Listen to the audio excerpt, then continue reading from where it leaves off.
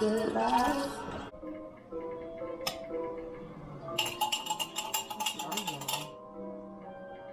People, hello, hello, hello.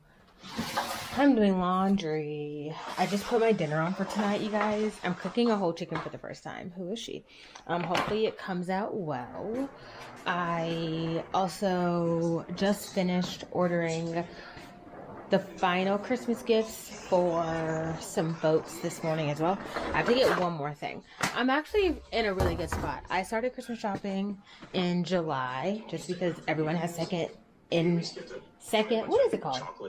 Second half of the year birthdays that I know. So I started really early, but it put me in like a really good kind of position because I was able to get a lot of people, like a lot of the things that I just know that they're going to want in general. So I don't have to deal with like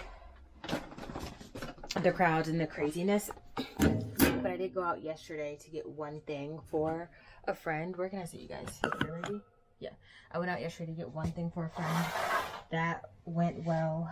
And like I said, got a couple last minute things this morning. Now I really only have to get one more thing, and then we are all set for Christmas. I started wrapping yesterday as well, so that's happening. And I'm trying to think what else. Yeah, I think that's it. So today I'm gonna keep wrapping. I'm gonna show you guys the wrapping papers that I got, so you can see what those look like. I like everyone to have their own individual wrapping paper. It helps me keep straight, like, what goes to who. But I also did get tags, which I need to pull out of my little storage closet in the hallway and put those on. But we're going to do some wrapping, and then I want to work on, like, ribbon and bows and things like that. So I might do a little bit of that today as well. So yeah, let's do a little bit of wrapping. And let's do that. I'm watching a Christmas movie on Netflix. I don't know what it's called, but it's about a baker, a bakery owner, and some guy left a bad review. You know, typical light, not thinking too hard about Christmas things. So that's it. And then I just finished the entire season yesterday of Owning Manhattan. So did that. It's kind of crazy when you watch these real estate shows on there, because Owning Manhattan, like, you can see that a lot of them are actually trying to do real estate and like failing. Like some people, like, people are trying and you see them both like win and lose in different situations. So that's really good. Which I feel like with a show like Selling Sunset, they truly lost the plot. Like, I want to see people like do their job and like sell houses, show houses, list houses, like, you know what I mean? Which they're still doing majorly on the Ryan Serhant show, so thank God, because Selling Sunset is literally nothing. And then we saw Selling OC that came out like a week after I finished Sunset for the season, and they also weren't doing anything on there. So I'm just like, girl, these soap operas are a waste of everyone's time and effort. It's like, honestly, Netflix really probably should just like cancel them and then, like, I don't know, go back to a new kind of like, I don't know, find a different brokerage, find something like, but people who actually are like trying to do real estate, like, and they talk about other brokerages, all this stuff and stuff like that in New York all the time. And on New York, yeah, on Owning Manhattan all the time. And I'm like, that's honestly what they should do. Like, why don't they just approach? But the thing about those companies too is they're a lot older, so they're like, we actually are here to make money. But I would love for them to follow like a Compass team, like a Berkshire Hathaway team, like just something more established where people are actually doing business, if that makes sense, versus us following these like random, no offense to them, but these like random brokerages where like, yeah, they might make money, but like they make money because I don't know. There's just not that many transactions going on, if that makes sense, you know? So, whatever. But, yeah, I'm about to just do some stuff around the house. I have on this knit from H&M. I will never be over autumn winter 24 from H&M. Like, they really tore that up. They tore that up. I have so many pieces from that still. Outerwear, knits like this one that were just so good. Like, sets, like, that still look amazing. So, great investment. But yeah, that's kind of what we're doing right now. So I'll let you guys go. I'm not going to babble anymore. This has been 5 minutes, so we'll probably cut this down. But yeah. You guys, I just got some perfumes in the mail. Super excited. I did a Dossier order because I was out of my favorite. And then there were just others that I really wanted to try. So we did a quick order of 3. They got over today. Okay. So let's start with this one. This is, so when you're on the Dossier site, there's like, when you look at the scents, there's like 3 little dots on there at the top that tell you like what the scent is like. And one of them, like one little dot is something, I don't know. I think it's subtle. And then the second one is something. And then the third one is statement. Me, I'm always going for statement. I love a statement scent. I don't want anything that's just like soft and blah. Like, I like things that smell interesting and are like intriguing. So that's kind of how these all came to be. So, let's start with the one that is just like a rebuy, and that is Ambery Vetiver. This is a similar scent inspired by the Byredo Bal d'Afrique. Bal d'Afrique Eau de Parfum. Can't speak French. But anyways, this smells so good. This is my second one.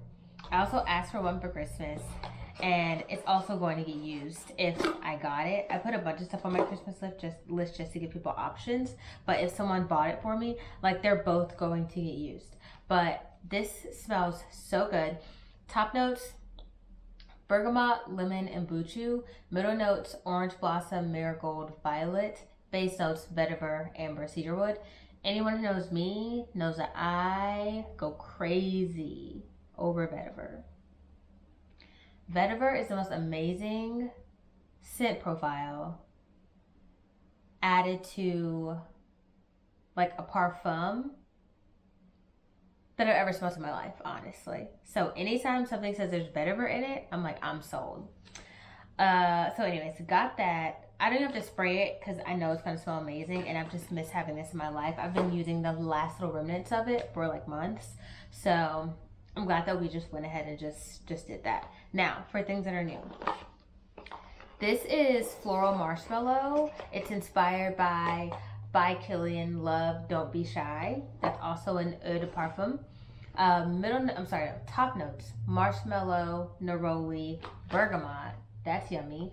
Clearly, the bergamot is, there's a trend here. Middle notes, orange blossom, honeysuckle, jasmine, and orris. And then the base notes are amber, vanilla, and musk. So, super excited for this. Let me spray some paper here.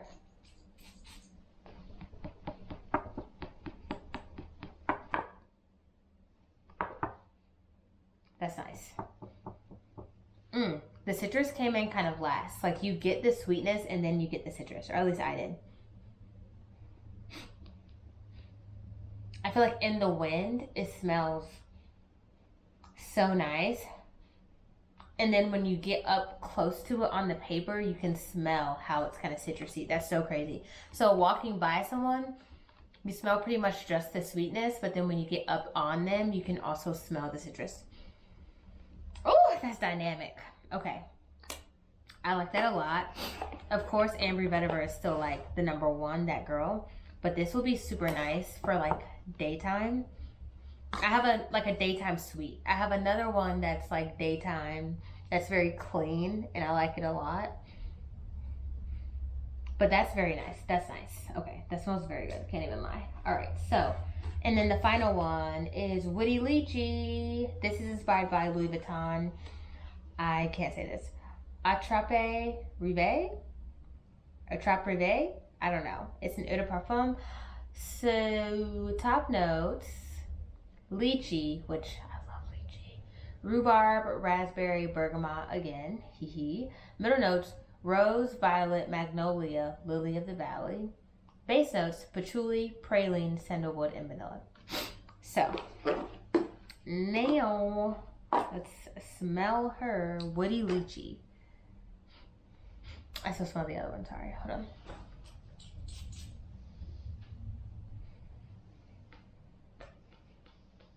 Oh, that's nice.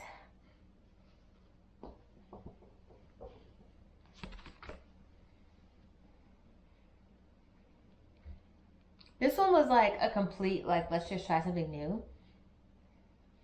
And it does smell good, but it also smells a little bit like alcohol.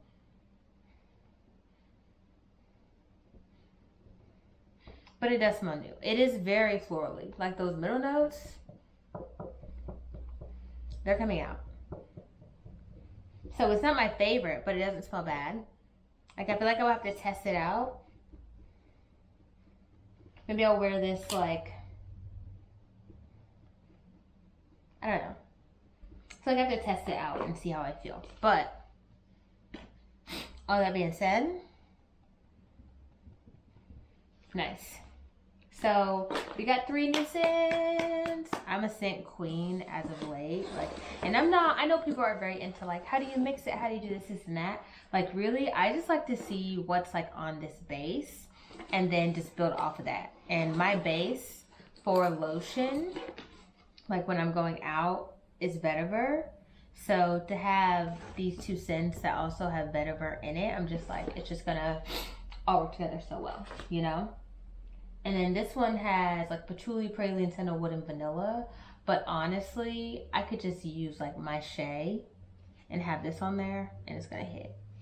So that's everything that we have here. I'm gonna close out this little Vlogmas. I'm about to work out and then take a shower, eat some dinner. I need to get gas, but I just like cannot be bothered to do that right now. So maybe we'll get some gas tomorrow. Ooh, okay. Thanks for watching. Vlogmas, Vlogmas, almost Christmas, 10 more days.